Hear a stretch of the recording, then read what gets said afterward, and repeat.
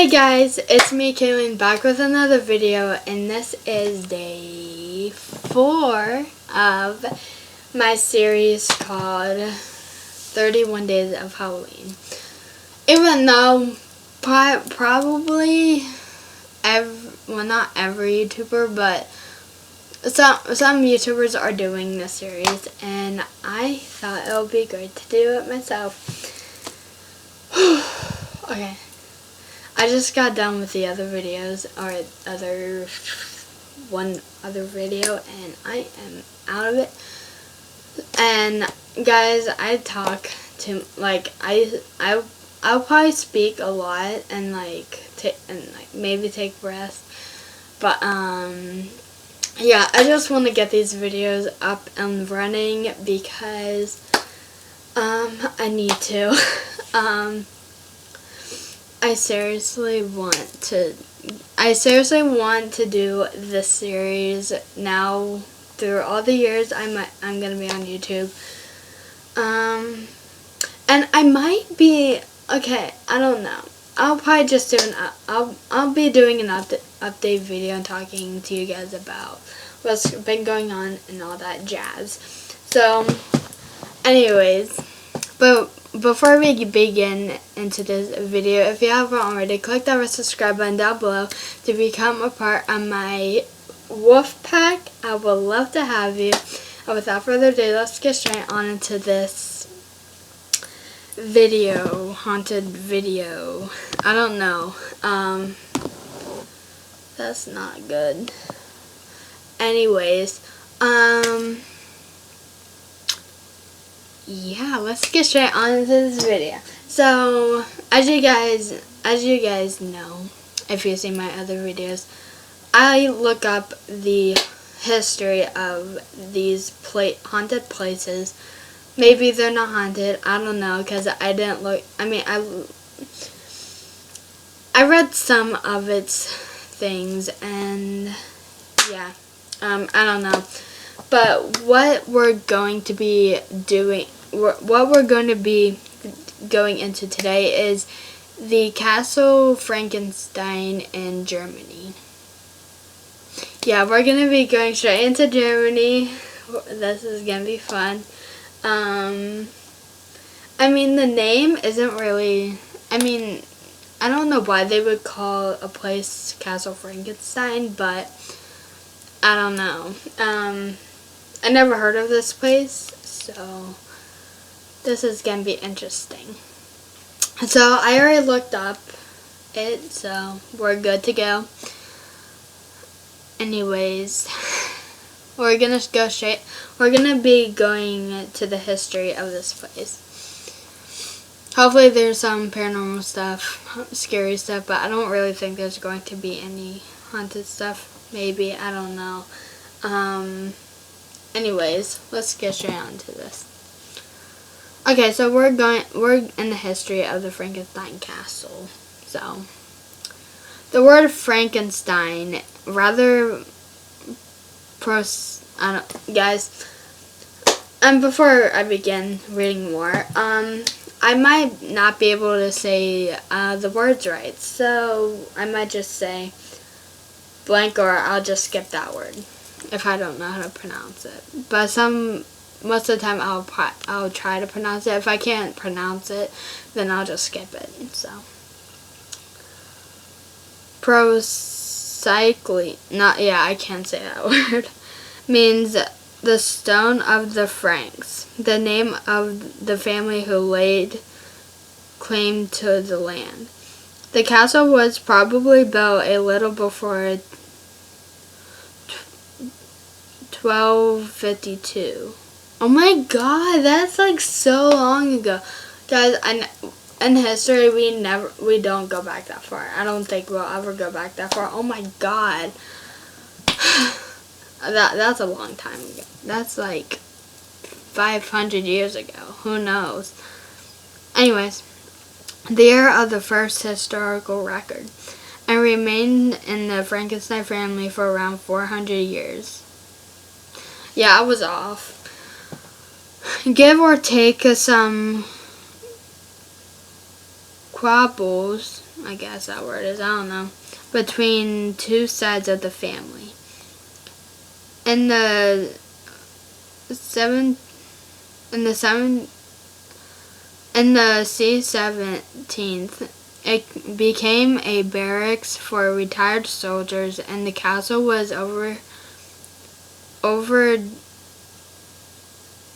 zealously, I don't know, restored by well-meaning romantics during the C-19th. Post-World War II, parts of the castle were used as an American Army base, which helps part explain some of the castle's popularity to visitors from the USA. Unfortunately, the most impressive parts of the present-day castle, the tall peak towers, didn't ever exist in medieval times. I really hope I said that right. These were additions in the 1850s by romantic architects. Yeah, architects. No! Oh my goodness, I've been saying that wrong. No, as yeah, I'm just romantic, I guess. Architects who wanted to exaggerate the castle's Gothic qualities. Even so, much of the inner ward of the castle are, oh my goodness, why are these should be in my vocabulary. Like, where's the pen? Okay, there it is. Yeah, I'm not gonna even do that. Blank, and you can still see the remains of the old drawbridge. This is a picture of part of the castle, I guess you can call it that.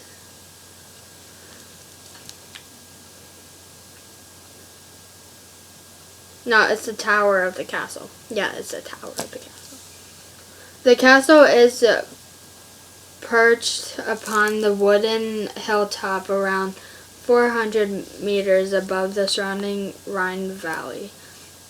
It's surrounded by pretty deciduous woodland and attractive nature trails. There's a modern restaurant, which is a bit of an architectural nightmare, and eating here affords a good views across the surrounding countryside.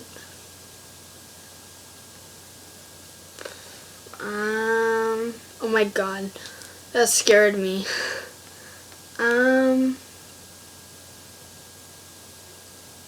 Okay, I guess we can. Okay, so this part, these are sections. We can do an inspiration to Mary Shelley, I guess. Okay, we can do this. Mary Shelley's Gothic novel Frankenstein was first published in 1818. It told the story of a dangerous scientist named Frankenstein who creates a ghastly 8-foot being and manages to bring it to life. Frankenstein runs away, terrified from the terrible creature, but the being manages to learn self-awareness while fending out in the wild. The terrifying creature finds Frankenstein and demands he creates it a female mate, or it will be doomed to exist alone.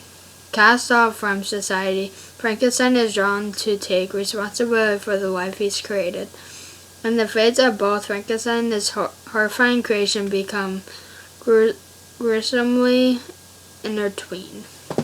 So there's Frankenstein, or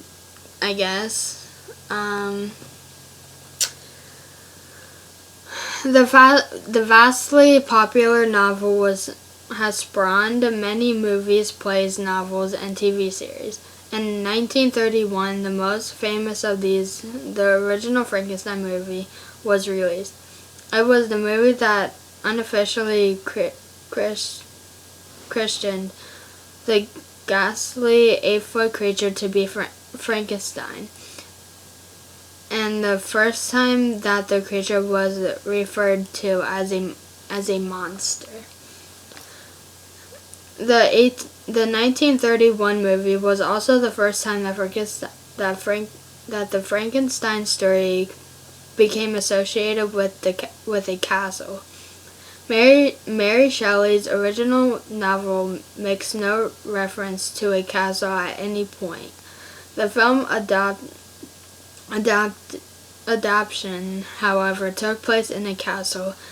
At one point, the monster is locked in the dungeons. Despite all this, it does seem likely that Frankenstein Castle somehow influenced Mary Shelley, although it's almost certain she never visited the place. In 1814, 4 years before her novel was published, Shelley enjoyed a boat trip along the Rhine River. Although it's very unlikely she'd have spotted the castle from her boat, we know for certainty that she did pass close by. We know that Shelley was particularly interested in folklore and local legend. She was one of the Romantic artists who valued mysterious heritage over modern industry. Indeed, her stepmother was the English translator of the Brothers Grimm. The slightly freaky fairy tales that still feature in our modern imaginations, it doesn't seem too much of a stretch to imagine that Shelley could have been inspired by tales of ruined castles and of mad scientists. While she traveled down the river in this part of Germany just 4 years before her novel was published.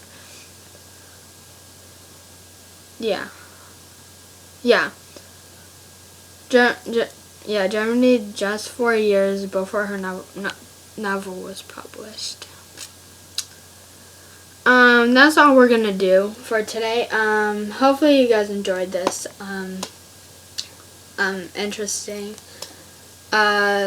thing.